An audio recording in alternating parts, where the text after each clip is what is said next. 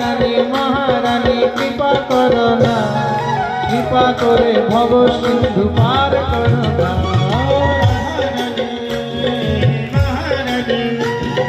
রাধারানী মহারানী হরি বল। Hello friends, good morning, welcome back to my channel and welcome back to my other blog. আশা করছি তোমরা সবাই ভালো আছো, আমিও খুব ভালো আছি। আজকে হচ্ছে 17ই জ্যৈষ্ঠ, শুক্রবার। এখন সকাল সকাল ব্লগটা স্টার্ট করলাম। আর তোমাদেরকে বাংলার ডেটটা বললাম কারণ আজকে 17ই জ্যৈষ্ঠ থেকে কিন্তু আমাদের খয়রাশোলে 7 দিন ব্যাপী ভাগবত পাঠের আয়োজন করা হয়েছে। শ্রী গোবিন্দ বল্লভ শাস্ত্রী কিন্তু ভাগবত পাঠ করছেন। তো তোমরা যারা খয়রাশোলে থাকো বা খয়রাশোলে আশেপাশে থাকো তারা জানো হয়তো যে ভাগবত পাঠ হচ্ছে আর কি। আর তারই শুভ সূচনা হচ্ছে দেখো আজকে কলস যাত্রার মাধ্যমে। তো কলস যাত্রায় আমারও নাম দেওয়া ছিল, কিন্তু আজকে যেহেতু আমাদেরকে এমার্জেন্সি কলেজে যেতেই হবে সে কারণে আমি আর কি কলস যাত্রায় অ্যাটেন্ড করলাম না।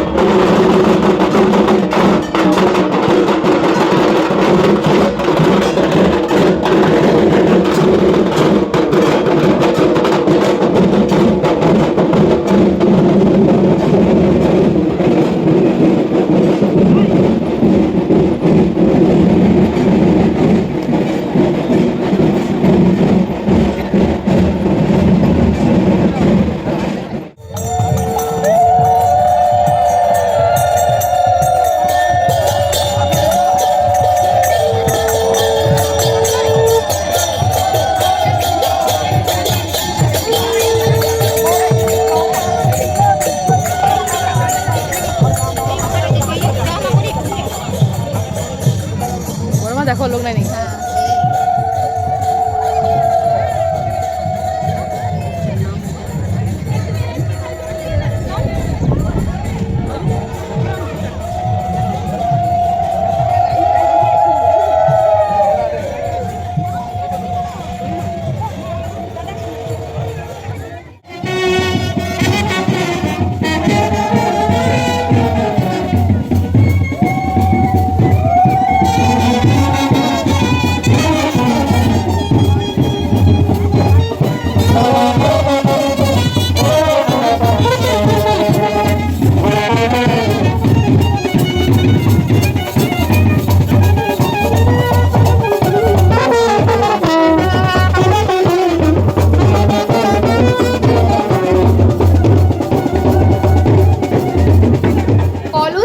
যাবার পর দেখো এখন তুমুল বৃষ্টি শুরু হয়ে গেছে। আমি তো শুধু ভাবছিলাম যে বাচ্চা বাচ্চা মেয়েগুলো আর কি জল আনতে গেল তারা ভিজে না যায়, কিন্তু সত্যি কথা যারা জল আনতে গিয়েছিল সবাই কিন্তু ভিজে বাড়ি ফিরেছে।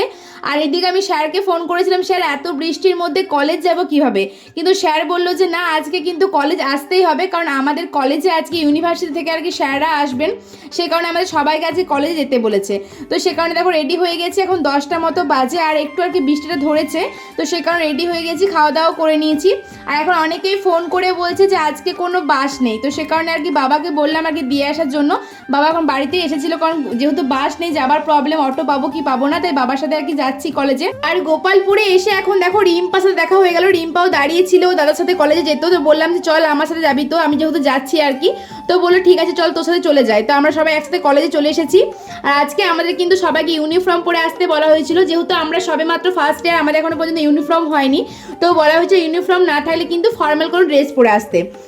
তো দেখো আমরা কি কুর্তি পরে এসেছিলাম, এখানে কি সন্ধ্যা দিয়ে আমার ড্রেসটা পুরো একরকম হয়ে গিয়েছিল, তো মানে ব্লু আর সাদা পরে এসেছিলাম।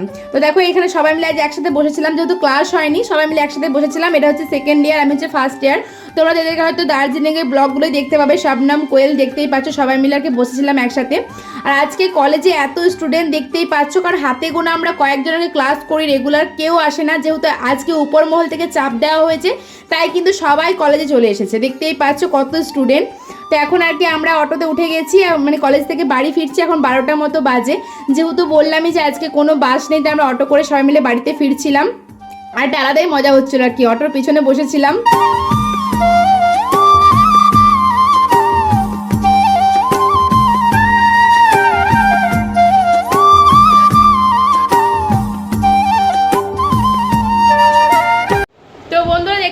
কলেজ থেকে বাড়িতে চলে এসেছি, এখনও চেঞ্জ করিনি। আর আমি এই যে এখন নিমকি নিয়ে বসলাম। তো এখন 1:15 বাজে, মা বলছে রান্না হয়ে গেছে, এখন ভাত বাদ দিয়ে নিমকি। আর ভাতটা পরে খাবো, কারণ এখন আমার এডিটের কাজ বাকি আছে কিছুটা। হাফ এডিট করে আমি কলেজে গিয়েছিলাম, আর বাকিটা করে এখন আর কি কমপ্লিট করতে হবে। হাফেরও বেশি হয়ে গেছে, মানে একটা 16 থেকে 15 মিনিটের ভিডিও 10 মিনিট হয়ে গেছে এডিট করা, এখন 5 মিনিট বাকি আছে, ভয়েস ওভার দিতে হবে। তো সেটা কমপ্লিট করে তারপরে আমি খাবার খাবো। তো চলো এখন কাজগুলো কমপ্লিট করি, তোমার সাথে আবার সে বিকালবেলা দেখা হবে। চলো বাই। এখন দুপুর 2:30 মতো বাজে, দেখো আমি খাওয়া দাওয়া করতে এলাম। আর আজকে দুপুরে মেনুতে ছিল আমার ভাত, উচ্ছে ভাজা, শাক ভাজা, আলু ভাতে মাখা, এদিকে পটল আলু সয়াবিন দিয়ে সবজি ছিল ডাল আর আমের চাটনি। যেহেতু ভাগবত পাঠ শুরু হয়েছে, এটা 7 দিন ব্যাপী কিন্তু আমার বাড়িতে নিরামিষ খাওয়া দাওয়া চলবে। শুধু আমাদের বাড়িতে নয়, পুরো গ্রাম কিন্তু 7 দিন নিরামিষ খাওয়া দাওয়া করবে। তো দুপুরে খাওয়া দাওয়া করার পর আর কি 1-1.5 ঘন্টার মতো ঘুমিয়েছিলাম। আর ঘুম থেকে ওঠার পর দেখো এখন আর কি রেডি হয়ে গেছি। হাঁটতে তো যাওয়া হবে না, কারণ বৌদিকে হাঁটতে যাবার কথা বলিনি, রেজিস্ট্রির আগে থেকে কয়েকদিন হাঁটতে যাওয়া হয়নি আমাদের, তো তোমরা দেখোনি সে কারণে আর কি। তো বৌদি যেহেতু ভাগবত পাঠ শুনতে যাবে, তা হাঁটতে যাবার জন্য বলিনি। তো রেডি হলাম, আমি একবার গোষ্ঠডাঙ্গা থেকে ঘুরে আসবো আর তোমাদের সাথে একবার শেয়ার করে আসবো জায়গাটা। আর 5টা থেকে কিন্তু ভাগবত পাঠ শুরু হয়ে যাবার কথা, কিন্তু যেহেতু এখন বাইরে প্রচণ্ড রোদ, তাই 5টা থেকে শুরু করতে পারবে না। তো বড়মাদের বাড়িতে আসার পর দেখলাম যে বড় পিসিমণি, তারপর আর একটা পিসি কিন্তু এসেছে আজকে, মানে ভাগবত পাঠ শুনতে এসেছে। তো সেই কারণে পিসিদেরকে নিয়ে আমি গোষ্ঠডাঙ্গালে যাচ্ছিলাম। আর দেখো এখানে বাচ্চাদের জন্য জাম্পিং বসেছে, তারপর কিন্তু আরও কয়েকটা দোকানপাট বসেছিল। তো যেহেতু অনেক দূর দূর জায়গা থেকে, অনেক গ্রাম থেকে আর কি ভাগবত পাঠ শুনতে অনেকে আসবে, সে কারণে কিন্তু দোকানপাটগুলো বসা হয়েছিল। আর ওই যে দেখতে পাচ্ছ বড় প্যান্ডেলটা, ওখানেই কিন্তু ভাগবত পাঠ হবে আর কি। তো অনেক দিন ধরে প্যান্ডেলটা হচ্ছিল, বাট তোমাদের সাথে শেয়ারও করা হয়নি, আমার হাঁটতেও আসা হয়নি সেভাবে, তো আর কি দেখানো হয়নি তোমাদেরকে সেই কারণে আর কি। আর এখানে দেখো ব্লগ করছিলাম, এটা হচ্ছে একটা দিদির ছেলে, মানে বোনপো হয় সম্পর্কে।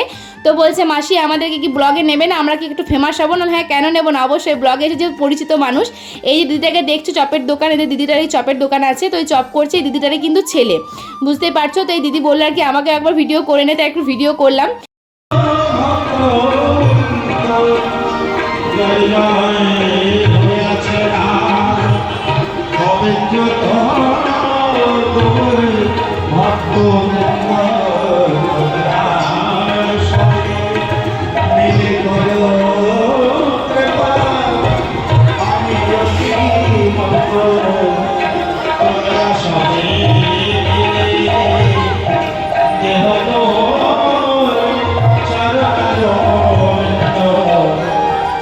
পিসিদেরকে ওখানে বসিয়ে দিয়ে কিন্তু দেখো আমি এখন বাড়িতে চলে এসেছি। আমি আর ওখানে কিন্তু থাকিনি ভাগবত পাঠ শোনার জন্য, যেহেতু আমার বাড়িতে কাজও আছে, আর যেহেতু এখনো অনেক দিন আছে আর কি, তাই একদিন গিয়ে শুনবো অবশ্যই। তো বন্ধুরা পরের দিন বিকালবেলা থেকে আমি আবার দেখো ব্লগটা কন্টিনিউ করছি। আজকে হচ্ছে শনিবার, বিকাল এখন 5টা মতো বাজে। তো কালকে রাতে এসে আমি কিন্তু কোনো ব্লগ করিনি, এমনকি আজকে সারাদিনও কিন্তু আমি কোনো ভিডিও করিনি, কারণ ফোনে এত ব্লগ জমে গেছে, সেগুলো এডিট করার কথা ভাবলেই মাথা খারাপ হয়ে যাচ্ছে। সে কারণেই কিন্তু আমি আর কি যত পারছি ব্লগটা কম করছি, মানে 2 দিন করে ব্লগ করে একদিনে ছাড়ছি, এরকম একটা ব্যাপার। তো আজকে যেহেতু আমাদের গ্রামে 2য় দিন ভাগবত পাঠ, তাই তাড়াতাড়ি খাবার করছিলাম। আসলে দেখো 5টা মতো বাজছিল, ওই চানা মশলাটা আমি রান্না করছিলাম। আর এখন মা আমাকে ডাকলো যে বাইরে একবার আয়, এদের একবার ভিডিওটা কর, যে মানে হনুমানের পুরো লাইন লেগে গেছে, এত হনুমান বাইরে করেছে। প্রচণ্ড মেঘ দেখতে পাচ্ছ, কালো করে মেঘ এসেছে, এখনই বৃষ্টি পড়লেই হলো। আর এদিকে হনুমানের লাইন লেগে গেছে, বাইরে এখন ঝড় উঠে গেছে, কারেন্ট নেই, চারিদিক পুরো ঘুটঘুটে অন্ধকার। আজকেই ভাবলাম একটু তাড়াতাড়ি খাবার করে যাবো আর কি, মা আমি সবাই মিলে। আজকে দেখো এরকম একটা ওয়েদার, কি আর করা যাবে তাই না। এখন ঘড়িতে বাজে রাত 8টা মতো, মানে 7:50 বাজছে। তো এতক্ষণ আর কি কারেন্ট এলো, এতক্ষণ কারেন্ট ছিল না। তোমাদেরকে বিকালবেলা ভিডিওটা শেয়ার করছিলাম, আর তখন বললাম যে কারেন্ট গেল আর ঝড় এসেছে, দেখতেই পেলে। তো তখন থেকে কিন্তু মানে সন্ধ্যে 6টা থেকে কন্টিনিউ 1.5 ঘন্টা বৃষ্টি পড়লো, এখনও কিন্তু বাইরে টিপ টিপ করে বৃষ্টি পড়ছে। তো সে কারণে আর কি কারেন্ট ছিল না, এই মাত্র কারেন্টটা দিল। আর এক্ষুনি রেডি হলাম, ভেবেছিলাম যে আজকে যাবোই না আর ভাগবত দেখতে। আজকে তো আমাদের গ্রামে আর কি 2য় দিন ভাগবত পাঠ হচ্ছে, 7 দিন হবে, তো তারা আজকে আর কি 2য় দিন, তো ভেবেছিলাম যাবো না। তো এতক্ষণে কারেন্টটা এলো, আর দেখছি ওখানে আর কি খুব একটা ভিড়ও হবে না আজকে মনে হয়, বৃষ্টির কারণে শুনতে পাচ্ছি অনেকেই যাচ্ছে। তো জানি না, যাই হোক। তো মা বললো যে চল একবার ঘুরে আসি, দেখে আসি আর কি, যে কীরকম ভিড় হচ্ছে বা কিছু। তো সে কারণে আর কি রেডি হলাম। তো চলো একবার ঘুরে আসি, বেশিক্ষণ থাকবো না, হয়তো কিছুক্ষণ পরেই চলে আসবো, কারণ মানে এটা 3-4 ঘন্টার ব্যাপার। মানে কালকে যেমন 7টার সময় ভাগবত পাঠ শুরু হয়েছিল সন্ধ্যাবেলায়, রাত 10টার সময় শেষ হয়েছিল। 3 ঘন্টা হয়তো থাকা হবে না, তার আগেই বাড়ি চলে আসবো। তো চলো ওখানে যাই, তারপর ওখানে গিয়ে আবার ভিডিওটা কন্টিনিউ করছি। তো দেখো আমরা এখন গোষ্ঠডাঙ্গালে চলে এসেছি, আর এখানে দেখছি বৃষ্টির মধ্যেও কিন্তু ভক্তের শেষ নেই, যেহেতু অনেক বাইরের গ্রাম থেকে কিন্তু ভাগবত পাঠ শুনতে আসছে, আর তারা হয়তো বৃষ্টির আগে এসে গেছে, তাই না?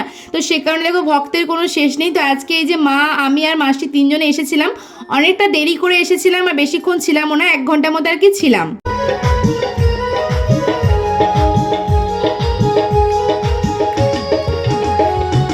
তুমি যদি দয়া করো যাব ভগবানে, তুমি যদি দয়া করো যাব ভগবানে, তুমি যদি দয়া করো যাব ভগবানে, তুমি যদি দয়া করো যাব ভগবানে। তোমার বিনা কৃষ্ণ ভক্তি কে বা দিতে পারে, তোমার বিনা কৃষ্ণ ভক্তি কে বা দিতে পারে। ও রাধা রানী, ও মহারানী, ও রাধা রানী মহারানী, কৃপা করো না, কৃপা করে ভব সিন্ধু পার করো না। ও রাধা রানী মহারানী, রাধা রানী মহারানী, হরি বল, কৃপা করে ভব সিন্ধু পার করো না। রাধা রানী। তো ওইদিকে মাকে আর মাসিকে ভাগবতের ওখানে বসিয়ে দিয়ে দেখো চলে এলাম এখন বৌদিদের কাছে। ওখান থেকে দেখতে পাচ্ছিলাম যে দোকানটা খোলা রয়েছে, এখানে সবাই বসে রয়েছে। আর গোষ্ঠডাঙ্গাল এলে একবার এখানে না এলে যেন কেমন একটা লাগে, অভ্যাস হয়ে গেছে সবাই আগে এখানে আসা। তো এই যে অঙ্কু এখানে আইসক্রিম খাচ্ছিল, সাথে ভিডিও করছিলাম, আর তারপর দেখো বসেছিলাম অনেকক্ষণ, প্রায় 1/2 ঘন্টা মতো বসে বসে গল্প করছিলাম। আর এখন এই যে বৌদি চপ নিয়ে এলো, তো গরম গরম সবাই মিলে চপ খাচ্ছিলাম, আর তারপর চলে গিয়েছিলাম মাদেরকে ডাকতে। আর বাড়ি আসার আগে কিন্তু এখান থেকে প্রসাদ নিলাম। প্রত্যেক দিনই কিন্তু এত এত ভক্তকে ভাগবত যে প্রত্যেক দিনই প্রসাদ দেওয়া হয়, তো এখানে প্রসাদটা নিয়ে নিলাম। আর এটা হচ্ছে আমার ভাইয়ের বন্ধু আয়ুষ। তো আয়ুষ বলছে দিদি আমাকে ভিডিওটা দেবে না, ব্লগ করছো না আমাদের সাথে। আমি বললাম ব্লগটা তুই কর, কারণ তুই যে লম্বা, আমি ব্লগ করলে তো মাথা কেটে যাবে। তো সেই কারণে ও ভিডিওটা করছিল। আর এখন দেখো বাড়িতে চলে এসেছি, আসার পর চেঞ্জ করিনি, একেবারে রাত্রেবেলা খাওয়া দাওয়া করেই উপরে যাবো আর কি। এই দেখো মাও চলে এসেছে। আর তোমাদেরকে তো আগেই দেখালাম যে কালকে আর কি আমার পিসিমণি আর একটা পিসি দেখো এসেছে। তো আজকে আর কি যখন এলাম ভাগবত শুনে আসার সময় জেঠুদের বাড়ি থেকে পিসিদেরকে ডেকে নিয়ে এলাম। আজকে পিসিরা আমাদের বাড়িতেই থাকবে, রাতে খাওয়া দাওয়া করবে। তো দেখো রাতে আজকে ডিনারে ছিল আজকে রুটি, মিষ্টি, শসা, চানা মশলা করেছে, আগে তোমরা দেখেই নিয়েছো। তো চলো বন্ধুরা আজকের ব্লগটা এখানে শেষ করছি, দেখা হবে নেক্সট ব্লগে। ততক্ষণ পর্যন্ত সবাই ভালো থেকো, সুস্থ থেকো, টাটা।